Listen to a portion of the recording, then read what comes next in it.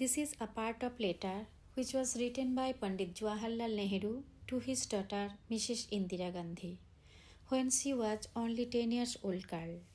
In my letter to you yesterday, I pointed out that we have to study the early story of the earth from the book of nature. The book consists of everything that you see around you, the rocks and mountains and valleys and rivers and seas and volcanoes. This book is always open before us, but few of us pay any attention to it or try to read it.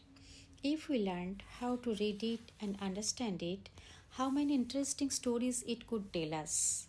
The stories we would read about in its pages of stone would be more interesting than a fairy tale. And so, from this book of nature, we would learn something of those far off days when no man or animal lived on this earth of ours. As we read on, we shall see the first animals appear, and later more animals, and then will come man and woman. But they will be very different from the men and women we see today. They will be savages, not very different from animals. Gradually, they will gather experience and begin to think. The power of thought will make them really different from the animals. It will be a real power which will make them stronger than the biggest and fiercest animal. You see today a little man sit on top of a great big elephant and make him do what he wills. The elephant is big and strong, far stronger than the little mahout sitting on his neck. But the mahout can think, and because he can think, he becomes the master, and the elephant is his servant. So, as thought grew in man, he became cleverer and wiser.